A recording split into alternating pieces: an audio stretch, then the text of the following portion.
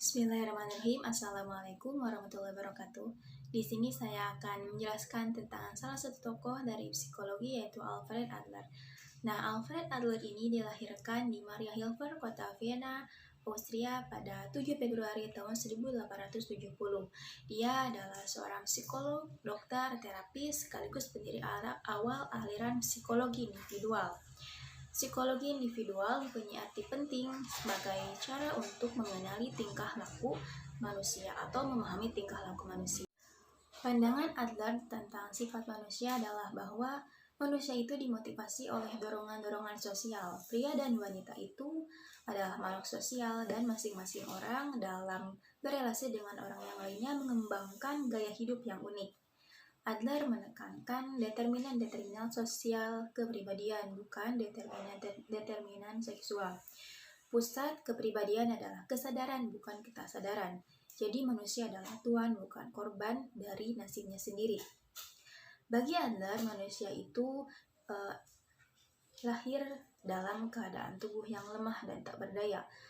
Kondisi ketidakberdayaan itu menimbulkan perasaan inferioritas pada manusia dan ketergantungan terhadap orang lain. Manusia didorong oleh kebutuhan untuk mengatasi inferioritasnya yang inheren serta untuk mencapai superioritas. Tujuan hidup adalah kesempurnaan, bukan kesenangan. Pokok-pokok teori Adler itu ada 7. Yang pertama adalah prinsip rasa rendah diri atau inferiority principle. Adler mengungkapkan bahwa semua manusia itu dikaruniai oleh tubuh yang kecil, lemah, dan inferior saat lahir. Kelemahan ini memicu perasaan inferior hanya karena manusia memiliki kecenderungan bawaan untuk meraih sesuatu yang utuh atau lengkap. Sebenarnya sejak lahir, manusia sudah membawa daya juang dalam dirinya. Sifat dan daya juang tersebut ditentukan oleh perasaan inferior. Daya juang harus dikembangkan dan setiap individu mempunyai caranya sendiri dalam mengembangkan daya juangnya tersebut. Pada saat individu mencapai usia 4 atau 5 tahun, individu memulai dengan menetapkan sebuah arah bagi daya juang dan membuat sebuah tujuan. Tujuan itu memberikan panduan untuk memotivasi, membentuk perkembangan, dan memberikan target. Yang kedua adalah prinsip superior atau superiority principle. Alwisol menjelaskan bahwa pada awal perkembangan teorinya, Adler menunjuk agresi sebagai kekuatan dinamik dalam diri yang melatar belakangi semua motivasi, kemudian menjadi konsep perjuangan menjadi superior.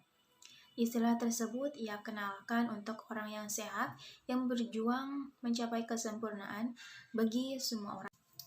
Perjuangan bisa jadi mempunyai motivasi yang berbeda, tetapi semuanya diarahkan menuju tujuan yang final. Ia juga menjelaskan bahwa perjuangan menjadi superior yang dilatar belakangi oleh motivasi sosial disebut dengan perjuangan menjadi sukses. Orang yang secara psikologi sehat mampu meninggalkan perjuangan menguntungkan diri menjadi perjuangan yang dimotivasi oleh nilai sosial, perjuangan untuk menyukseskan nilai-nilai kemanusiaan. Hal yang senada juga diungkapkan oleh Weiss bahwa manusia itu berjuang meraih superioritas atau keberhasilan sebagai cara untuk mengganti perasaan inferior atau lemah. Setiap manusia mempunyai konsep keberhasilan dan definisi keberhasilan. Yang ketiga adalah prinsip gaya hidup atau style of life principle. Adler memandang bahwa manusia itu sebagai perilaku, pencipta, dan seniman dalam kehidupannya. Dalam berusaha mencapai tujuan-tujuan yang berarti bagi dirinya, setiap manusia mengembangkan gaya hidup yang unik. Konsep ini menjelaskan bagaimana perilaku manusia itu tetap bersatu, sehingga terdapat keajegan pada setiap tindakannya.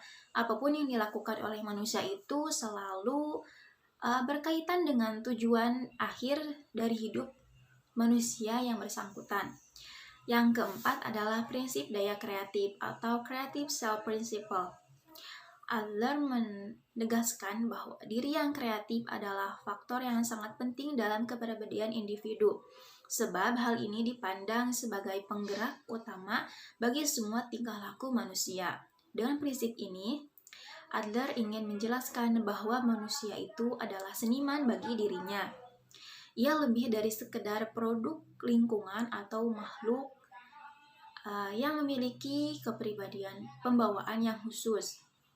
Individu menafsirkan kesan yang diterima dari lingkungan kehidupannya, mencari pengalaman yang baru untuk memenuhi keinginan agar superior supaya tercipta diri yang berbeda dari orang lain, yang mempunyai gaya hidup yang sendiri. Adler juga menjelaskan bahwa ia percaya pada setiap orang yang memiliki kebebasan untuk menciptakan gaya hidupnya sendiri. Dan pada akhirnya setiap orang bertanggung jawab akan dirinya sendiri dan bagaimana mereka berperilaku. Daya kreatif yang mereka miliki membuat mereka mengendalikan kehidupannya sendiri, bertanggung jawab atas tujuan akhir dari hidup mereka, menentukan cara yang mereka pakai untuk meraih tujuan akhir hidup mereka, dan berperan dalam membentuk minat sosial. Daya kreatif membuat setiap orang menjadi individu yang bebas. Yang kelima adalah prinsip tujuan semu atau fictional goals principle.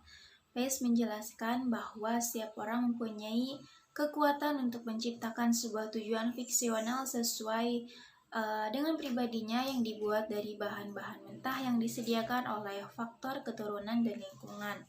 Akan tetapi, tujuan tersebut tidak ditentukan secara genetis atau lingkungan, melainkan lebih sebagai produk daya kreatif, yaitu kemampuan manusia untuk secara bebas membentuk perilakunya dan menciptakan kepribadian mereka sendiri. Dengan kata lain, tujuan yang dirumuskan individu adalah semu karena dibuat sangat ideal untuk diperjuangkan, sehingga mungkin saja tidak dapat direalisasi. Adler juga menjelaskan bahwa tingkah laku ditentukan oleh persepsi harapan yang mungkin saja dicapai di masa yang akan datang, bukan oleh apa yang dikerjakan di masa lalu. Ia juga menjelaskan bahwa manusia hidup dengan berbagai macam pikiran dan cita-cita yang semata-mata bersifat fiktif, tidak ada dalam kenyataan. Misalnya, pandangan bahwa kalau ada kemauan pasti ada jalan, itu adalah bersifat fiktif. Idealisme yang membuat orang tidak putus asa. Oleh karena itu, tujuan fiksional atau semu ini tidak dapat dipisahkan dari gaya hidup dan diri kreatif. Manusia bergerak ke arah superioritas melalui gaya hidup diri kreatifnya. Tujuan semu yang dimaksudkan adalah pelaksanaan kekuatan-kekuatan tingkah laku manusia. Melalui diri kreatifnya, manusia dapat membuat tujuan semu dari kemampuan yang nyata, ada, dan pengalaman pribadinya. Nah, yang keenam adalah prinsip minat sosial atau social interest principle. Pace mengungkapkan bahwa minat sosial adalah perasaan menjadi satu dengan umat manusia yang secara tidak langsung keanggotaan dalam komunitas sosial seluruh manusia. Minat sosial juga didefinisikan sebagai ketertarikan dengan umat manusia secara umum maupun sebagai empati untuk setiap anggota masyarakat. Minat sosial diwujudkan dalam bentuk kerjasama dengan orang lain untuk kemajuan sosial, bukan untuk kemajuan pribadi.